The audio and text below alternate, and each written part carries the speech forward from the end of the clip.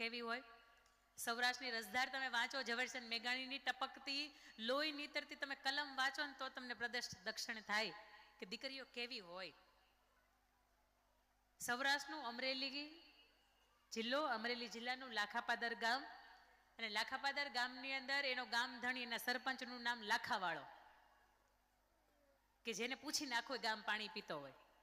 એક વખત લાખાવાળાને અને બાજુનું ગામ એક કુંદાળા ગામ, અને ગુંદાળાનો ખૂંખાર બારવટીયો આપા દેવાત, બંનેની વચ્ચે વેર બંધાયું. અને બંનેની વચ્ચે વેર બંધાય ને એટલે આપા દેવાત એવું કે લાખાવાળા તું જોઈ લેજે, જે દિવસે તું તારા ગામને આંગણે નહીં હોય ને તે દિવસે તારું ગામ આખે આખું ઉજ્જડ ન બનાવી દઉં ને તો મારું નામ આપા દેવાત નહીં. આ વાતને ધીરે ધીરે ધીરે કરતા વર્ષો વીતી ગયા. લાખાવાળાના પત્નીની હાજરી નહીં, ઘરની અંદર બાપ દીકરી બે જ રહે. દીકરીની ઉંમર 12-14 વર્ષની ઉંમર હતી, હીરબાઈ વાળા. એક વખત ઘટના એવી બની કે કોઈ અંગત મરણ થઈ ગયું અને લાખાવાળાને ઘરની ગામની બહાર જવાનું થયું. આ સમાચાર ગુંદાળાના ગામ ધણી, એ જે ખૂંખાર બારવટીયો હતો આપા દેવા, તેને મળ્યા. અને એને ખબર પડી કે ગામની અંદર લાખાવાળો નથી, ભાંગો ગામ. એની આખી જેની ટુકડી હતી લઈને આવ્યા.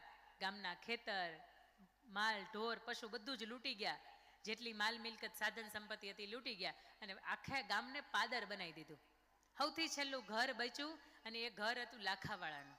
અને લાખાવાળાના આંગણે આવીને એવું કે એ લાખાવાળા, તો બહુ મોટી મોટી વાતો કરતો હતો, હું ગામને આંગણે આવું ઊભો છું ત્યાં સુધી તને ગામને અંદર ઘરવા ન દઉં. આજે ક્યાં ગયું બધું તારું? તું ના મર્દ છો, તારી અંદર એટલી બધી તાકાત નથી કે તું તારા ગામને બચાવી શકે. આ વાત દરવાજો બંધ કરેલી અંદરથી 12-14 વર્ષની દીકરી હીરબાઈ વાળા સાંભળે છે. અહીંયા બહાર ઉભેલો, ફળિયામાં ઉભેલો આપા દેવાતને ખબર નથી કે અંદર દીકરી નામનું એક તત્વ છે ને ધબકે છે. બાપની વિરુદ્ધની એ વાત એ સાંભળે છે ને તો એનું લોહી ઉકળી જાય છે, એને ખબર નથી. આપા દેવાત એવું વિચારે છે કે લાખાવાળાને આંગણે આવ્યો છું અને બરાબર હવે એના જ આંગણાનો વછેરો છોડતો જાઉં ને તો બરાબરનું એનું નાક કપાય. આખા ગામને તો લૂંટ્યું પણ મેં આંગણેથી લઈને વયો ગયો. પોતાનું ભાલું છે દિવાલને ટેકા ઉપર ટેકાવે છે અને હળવેકથી એ જ્યારે વછેરો છોડવા માટે નીચે બેસે ને એટલે પાછળથી હળવેકથી એ 12-14 વર્ષની દીકરી હીરબાઈ વાળા આવે, એનું ને એનું ભાલું અને એની પીઠની પાછળથી એવી રીતે એને ભોંકાવી દે કે સાહેબ ઉભડક બેઠો હોય ત્યાંથી ધૂળ ચાટતો થઈ જાય અને એને ક્ષણ ઉપર એની પ્રાણ અને પંખેડું ઉડી જાય. આ 14 વર્ષની દીકરી છે, બિલકુલ મોટી દીકરીની વાત નથી કરતી હું. આટલું જ નહીં, દીકરીને ખબર પડે ને કે આનો શ્વાસ બંધ થઈ ગયો છે, એની અંદર તાકાત તો તમે જુઓ કે બાપની વિરુદ્ધમાં તારથી બોલાય જ કેમ? તું કોણ કે મારા પપ્પાને વિરુદ્ધમાં બોલીને જા? આવા માણસ નહીં પતાવી દે. એના ઓરડાની માલિપા જાય. તમે જોયું હશે ક્ષત્રિય સમાજ હોય ને એના ઘરની અંદર તલવાર નાનપણથી લટકતી હોય અને એની દીકરીને તમે આપો ને તો એમાં બરાબરની તલવાર હકાવી પણ જાણે. મને એમ થાય કે આપણી જેટલી જીભ હાલે એટલા જો આપણા હાથ હાલતા હોય ને તો એ સામેવાળાને આપણાથી બીક લાગે, પણ નથી હાલતા. તકલીફ ન્યા છે. આપણે સામે વંદોક ગરોળી આવી હોય તો આપણે ધ્રુજીએ એટલે સમાજને ખબર પડી જાય કે એક દુખતી નસ અહીંયા જ છે. ક્ષત્રિયાણી તમે જોયું છે આ વસ્તુમાં, એ ક્યારેય ડરતી નથી, કારણ કે નાનપણથી શસ્ત્રો અને શાસ્ત્રો બેયને હાથમાં રાખ્યા છે.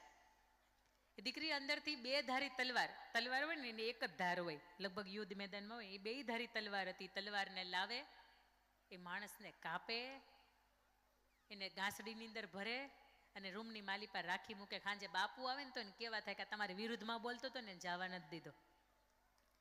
સાંજે 6 વાગે દી ઢળે, ગૌધણ ચરીને ઘરને આંગણે આવે ને ત્યાં સુધીમાં લાખાવાળાને સમાચાર મળે કે મારું ગામ ભાંગી નાખ્યું છે.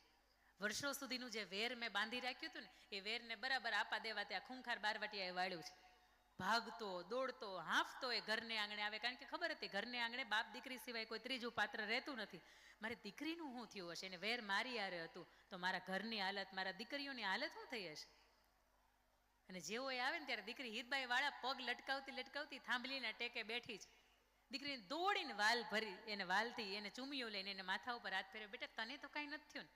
ના બાપુ ચિંતા ન કરો, આખું ગામ ભાંગી નાખ્યું છે પણ તમારી દીકરી છું, તમારા ઘરની અંદર એક મેં વાળે વાંકો નથી થવા દીધો. આ ફળિયામાં આવીને ઊભો બોલતો હતો કે લાખાવાળા તું ના બળદ છો, તારી અંદર કોઈ તાકાત નથી, તું મારી જેવું કામ ન કરી શકે. અને તમારી વિરુદ્ધમાં બોલતો હતો ને એટલે મેં જવા નથી દીધો. બાપુ મને ખબર નથી કોણ બોલતું હતું પણ એક માણા હતો ને બોલતો હતો, આવો હું તમને બતાવું, એને મેં મારી નાખ્યો છે.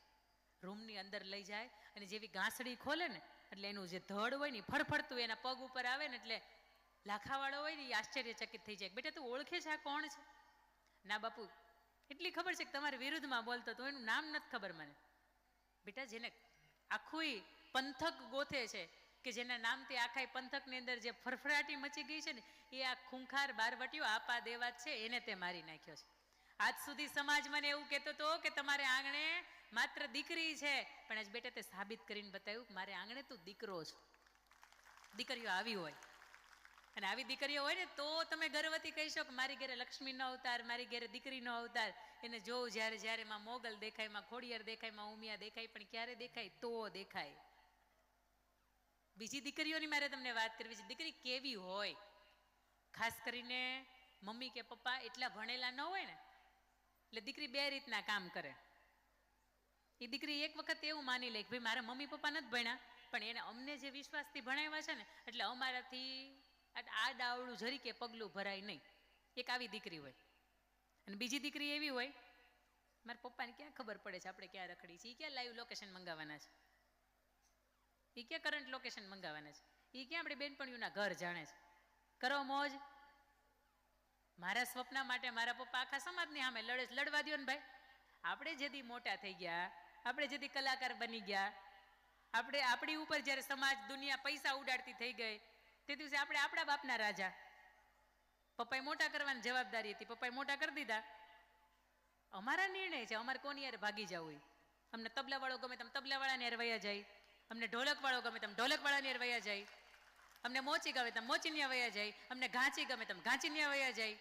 અમારી મનની મરજી. એક દીકરી આવી હોય હો, એ તમને ખબર છે. અને બીજી દીકરી એવી હોય કે મારા મમ્મી પપ્પાને આ અદ્યતન ટેકનોલોજીમાં કાંઈ ખબર નથી પડતી, તો મારે એના વિરુદ્ધમાં પગલું એક પણ ન ભરાય. મારા ભોળા મા બાપ છે, એને ભલે સ્નેપચેટમાં ખબર નથી પડતી, પણ મારે કોઈની યાર વાત ન કરાય. આ દીકરીઓ છે. આનું એક મારે તમને ઉદાહરણ આપવું છે ને, દીકરીઓ કેવી હોય. ખૂબ સુંદર મજાનું ઉદાહરણ છે કે ઘરને આંગણે રણછોડભાઈ પટેલને ઘેર બે દીકરીઓ, અને બે દીકરીઓને કારણે સમાજ આખો એવું કે બે દીકરીઓ છે, બે દીકરીઓ છે. રણછોડભાઈને લાગે ક્યારેક કે બે દીકરીઓ છે, સંતાનમાં ભગવાને એકાદો દીકરો આપ્યો તો સારી વાત હતી. પણ વાત ઘટના ન્યા નથી અટકતી. એમના પત્નીની તબિયત અનુકૂળ હતી નહીં બરાબર, કે જેના કારણે ત્રીજી ડિલિવરી થાય આવી કોઈ શક્યતા નહીં. અને બે દીકરીઓ ધીરે ધીરે ધીરે કરતી મોટી થાય. એક દીકરી ધોરણ 10ની અંદર આવે ને બીજી દીકરી ધોરણ 12ની અંદર આવે. રણછોડભાઈને ચિંતા થાય કે હવે દીકરીઓ મોટી થઈ રહી છે, આવતીકાલે શિક્ષણના પ્રશ્નો આવશે, આવતીકાલે એને લગ્ન કરવા પડશે, બધા પૈસાની વ્યવસ્થા હું ક્યાંથી કરીશ? અને એમાં એક કુદરતે કેવો રૂઠો છે, બરાબરની શીંગ પાકે ને એટલે એને એમ થાય કે અહીંયા વાવાઝોડું કરો. માંડ એ પાક સામે આવ્યો હોય ને ત્યાં તરત જ ઈશ્વર એની સામે રૂઠી જાય, કે જેના કારણે વર્ષો ઉપર વર્ષો બિયારણના પૈસા નથી નીકળતા. આવા સમયગાળાની વચ્ચે એક વખત બરાબરનું ટાઢોડું, રાતના 12-12:30 વાગ્યાનો સમય, અને રણછોડભાઈના ચિંતાઓની વચ્ચે એના હૃદય ઉપર પ્રેશર લાગે છે, અને એના કારણે એને હાર્ટ એટેક આવે છે. અને એ સમયે રાત્રે 12-12:30 વાગે રણછોડભાઈના પ્રાણ પંખીડા ઉડી જાય. સવાર થાય, પપ્પા ઘરે નથી આવ્યા, મમ્મી સ્કૂલે જવાનો સમય થઈ ગયો. ના બેટા, હજી પપ્પા ઘરે નથી આવ્યા. અને કોઈ સમાચાર આપે કે રણછોડભાઈ ત્યાં પડી ગયા છે, શ્વાસ નથી હવે એની અંદર, અને હવે ક્યારેય પાછા નહીં આવે. તમે સમજો, એ પરિવારની અંદર માત્ર 3 દીકરીઓ, એટલે 3 સ્ત્રી પાત્ર વધે છે. 2 દીકરીઓ અને એક એના પત્ની. ઘરની અંદરનું મોભારું ઉડી જાય. કોના સહારે જીવવાનું, કોના સહારે ભણવાનું, કોણ ધ્યાન રાખવા વાળું? અને આવા સમયગાળાની વચ્ચે મોટી દીકરી એવું કે, 12મું ધોરણ ભણતી હોય ને દીકરી એવું કે બેન તું ચિંતા ન કરતી હો, આપણે ભલે ભાઈ નથી, આપણે ભલે પપ્પા નથી, પણ આપણે તો છીએ ને, એકબીજાની 2 બહેનો તો છીએ, આપણી પાસે મા તો છે ને. લોકોના કેટલાય એવા છે કે એને એના જીવનની અંદર મા કે બાપ બેય નથી, પણ આપણા જીવનમાં તો છે ને, તું ચિંતા ન કર, કંઈક કરશું. અને એ સમયમાં હજી તો 12મું કે 13મું એના પિતાશ્રીનું પૂરું નથી થતું ને. આવા સમયની અંદર હજી 13મું પૂરું ન થાય એ સમયમાં 2-4 કરજદારો હોય ને એના આંગણે આવે, અને આવીને એવું કે રણછોડભાઈની પાસેથી મારે 3,20,000 રૂપિયા લેવાના છે, એનું કરજ બોલે છે, અને તાત્કાલિક ચૂકવો, અને જો નહીં ચૂકવો ને તો પછી 2 દીકરીઓ તો છે જ ને. આટલી વાત હજી તો બોલે એટલે તરત એને માને લોહી ઉકળી જાય, પણ કરી હું કે ઘરની અંદર એની પાસે કાંઈ એવી વસ્તુ નહીં કે એને આપી શકે, 3,20,000 ભરપાઈ કરી શકે.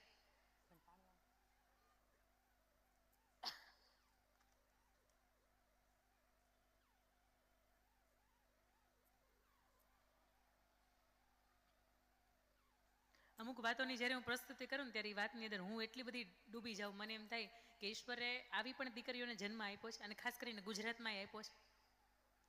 10મું ને 12મું એ દીકરીઓ ભણે, અને દીકરીઓ એવું કે માં તું ચિંતા ન કર, બિલકુલ ચિંતા ન કર, ઈશ્વર કંઈક રસ્તો આપશે, ભલે પપ્પાને લઈ લીધા છે પણ કાંઈક એવું એ બતાવશે. દીકરી સવારથી બપોર સુધી ધોરણ 10મું ભણે, ધોરણ 12મું ભણે, બપોર પછીથી સાંજ સુધીમાં એક એવી બેનપણી ગોતી કે પોતાના ગામથી શહેરમાં ભણવા જાય. ગામની અંદર 2 જ બસ આવે, સવારમાં 7 વાગે એક જવાની બસ આવે અને સાંજે 7 વાગે આવવાની બસ આવે. આના સિવાય ગામડાની અંદર કોઈ એવી કનેક્ટિવિટી નહીં. આજથી 30 વર્ષ પહેલાંની આ વાત કરું છું. ત્યારે બંને દીકરીઓ એવું કે ચિંતા ન કર બેન, સવારથી બપોર સુધી ભણશું, મમ્મીને કાંઈ કહેવાનું નથી. હવે આ પપ્પાની ઉપરનું જે કરજ છે ને એની ઉપર કોઈક અહીંયા આવીને બોલી જાય અને આપણે માથું રાખીને નીચે સાંભળવું પડે, એની કરતાં બેટર છે કે આપણે કાંઈક કરવાનું છે કે આ કરજમાંથી મુક્તિ થઈ શકે.